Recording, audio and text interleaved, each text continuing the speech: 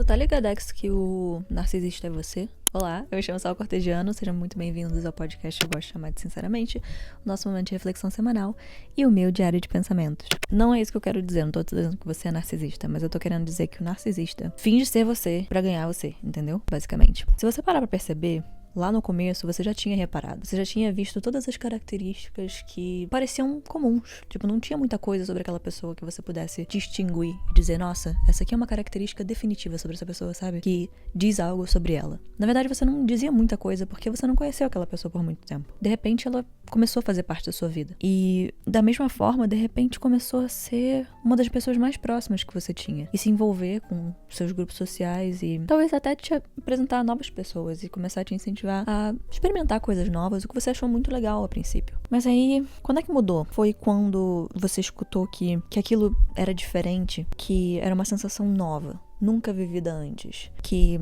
você não era difícil de amar, na verdade você era completamente a pessoa mais fácil de ser amada do mundo porque você era sensacional. Todas as coisas que um narcisista procura, que você pode acabar oferecendo sem querer, e que não é a sua culpa, porque o distúrbio, uma questão de personalidade, né?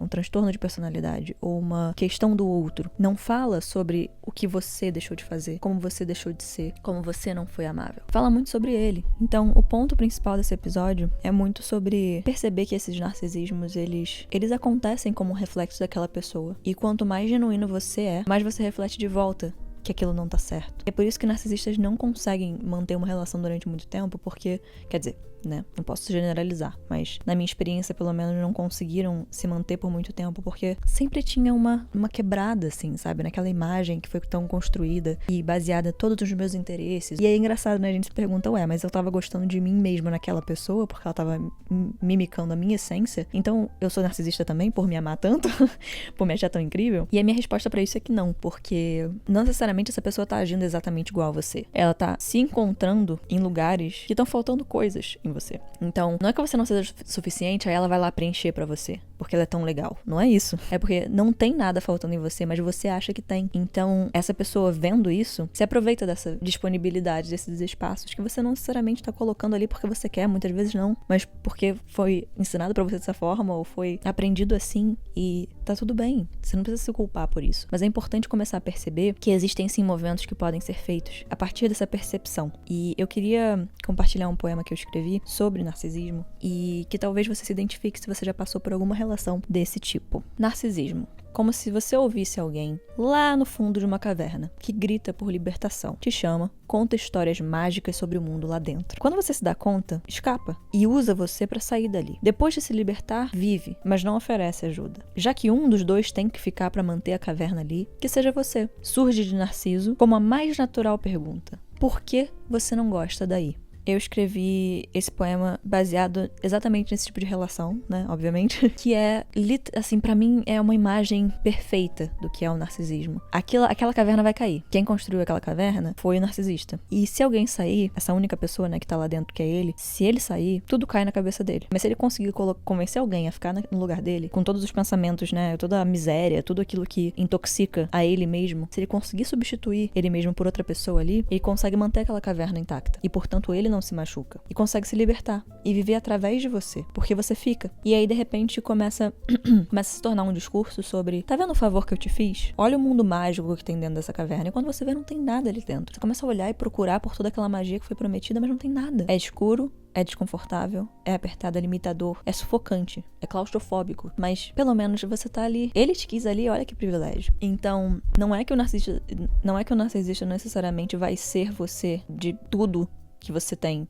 ser igual, mas ele vai te convencer que é uma ótima ideia você se esvaziar pra ele tomar seu lugar. Eu acredito de verdade, isso não tem nenhuma fundamentação teórica ou de estudo algum, eu só tô falando o que eu tô pensando, mas eu acredito de verdade que fingir ser outra pessoa dá esse escape pro narcisista, e ser essa outra pessoa faz com que ele ganhe aplausos, e aplausos não no sentido superficial da coisa não, mas afeto, validação, faz com que também não haja necessidade de se mostrar de verdade. E isso tudo eu tô dizendo porque olha como a conversa ser complexa. Primeiro de tudo, isso é um convite pra a gente parar de diagnosticar as pessoas online, porque não existe diagnóstico online. Você pode ter fortes suspeitas, você pode achar que uma pessoa tem tendências, mas dizer que ela é ou não é baseado na sua não experiência e no que você viu online, com os também tão inexperientes quanto médicos do TikTok, que não são, eu tô falando dos que não são de fato especialistas, tá? Que gostam de diagnosticar os outros pra poder te dizer que eles têm a resposta. Existe uma necessidade de rever que tipo de fonte de informação você tem usado pra categorizar as pessoas e por que você tá categorizando as pessoas também. Eu já chamei de pessoas de narcisista e de vez em quando ainda me escapa, mas eu evito muito porque eu não sou especialista, sabe?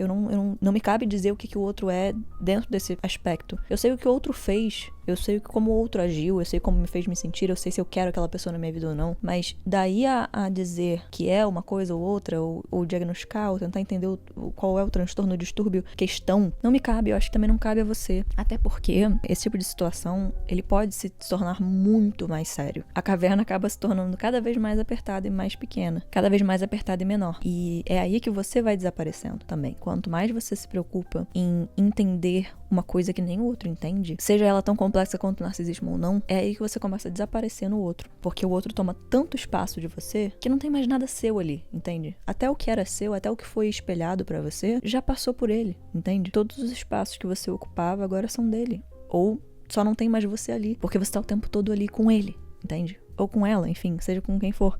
Mas é preciso a gente começar a falar de como não ser usado de step pra sair da caverna. Não é uma conversa tão simples quanto você tem que prestar atenção nos sinais. Tipo, sim, você tem mesmo, mas não é tão simples a conversa. Existem feridas e questões internas. Ninguém tá falando de culpa, tá? Ninguém tá falando de, você é culpada porque você se envolveu. Não, mas observar o que tem acontecido, observar que tipo de pessoas têm se aproximado e será que as pessoas mais próximas de mim, que eu valorizo tanto, será que essas relações estão equilibradas? São iguais? Existe uma repetição aqui de pessoas que esse é o exercício, tipo, um dos primeiros exercícios que eu fiz na terapia. Foi colocar as características das pessoas que eu me relacionava num papel. Pra minha surpresa, elas não eram tão diferentes assim. Ali eu comecei a desvendar todo um padrão, toda uma busca inconsciente por coisas que eu não tinha sarado dentro de mim. E eu falo isso com muito orgulho porque não é uma vergonha, sabe? Não é uma coisa terrível sobre você que você tem que ficar envergonhado por ter traumas e ter questões e ter mecanismos pra compensar o que faltava em você. Tá tudo bem. Por mais que não seja também, assim, eu posso dizer pela minha experiência. Eu não sempre agi da forma que eu queria. Eu agi como eu sabia agir. E por mais que você possa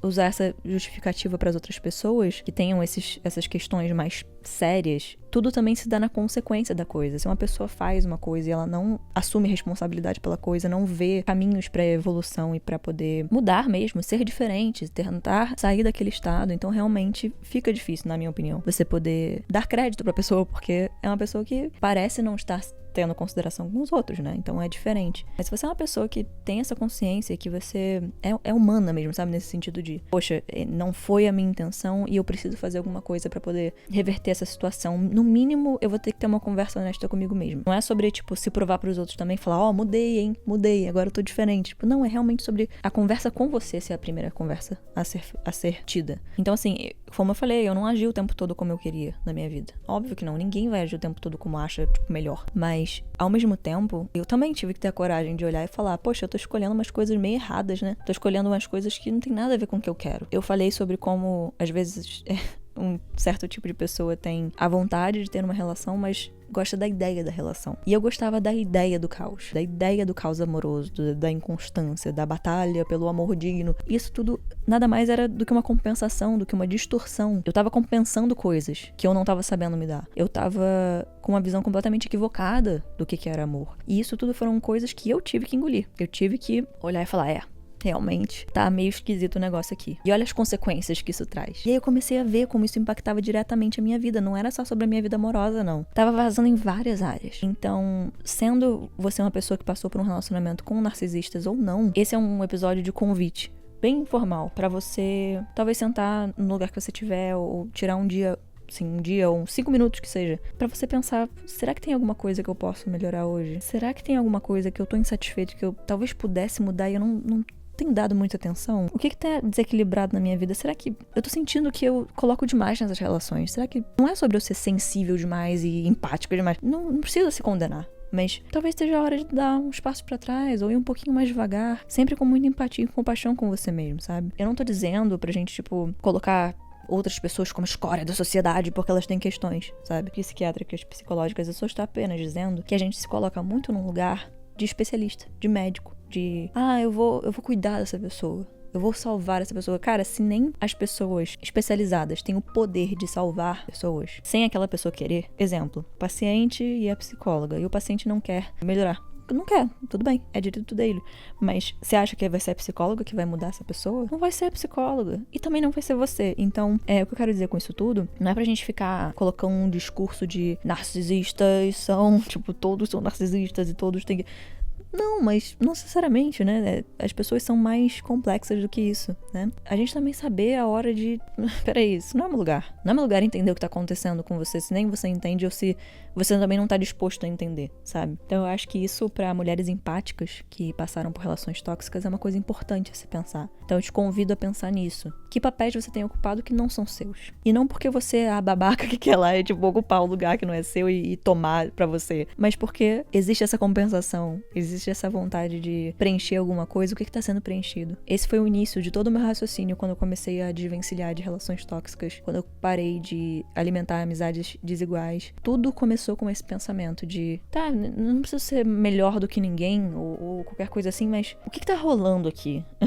Porque eu tô dizendo que eu quero uma coisa e eu só tô recebendo a outra coisa. Todo o meu discurso de dedo podre, de isso não tá dando certo. Beleza, tem todas as questões das outras pessoas, mas o que eu posso dizer chega? E isso cai num ponto muito sensível que é, mas então é só sair da relação tóxica se você quer. Não. Mas o que eu quero dizer é que a gente precisa começar pensando por algum lugar, refletindo por algum lugar e também olhando as coisas que a gente tá escolhendo e como a gente tá vivendo a nossa vida. Que verdade que a gente tá mascarando, o que a gente tá compensando e por aí vai. Então esse é um convite muito empático pra você pensar nessas coisas hoje. E talvez te dar um pontapé inicial pra equilibrar mais essas trocas e doações, né? Se vai e vem essa troca que é qualquer relação com as pessoas. Porque não é só sobre narcisistas, às vezes é sobre relações que foram começadas de uma forma desigual. Que uma coisa que aconteceu muito na minha vida, por exemplo, eu comecei relações dando tudo de mim.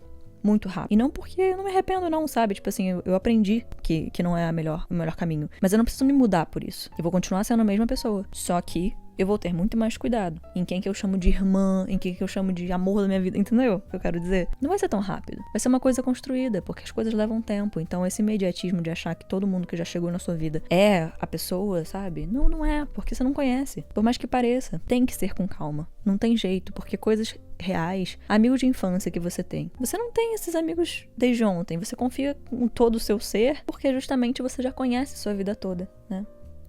A minha bateria acabou da câmera, mas eu queria finalizar o episódio ainda assim e dizer que foi uma reflexão pra você levar com você, pra talvez acender uma luzinha na sua cabeça e começar a abrir caminhos pra quem sabe, assim como foi comigo, você também começar a pensar sobre o que você gostaria de mudar na sua vida em relação às suas trocas, quem você tem se aproximado e quem tem ficado perto de você. E claro, também a forma que você tem guiado as suas relações. Será que tá rápido demais?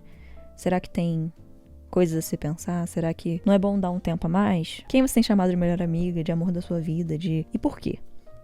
Enfim, essa é a reflexão de hoje. Eu espero que tenha feito sentido. Foi mais pra fazer pensar mesmo. Desculpa pela bateria ter caído.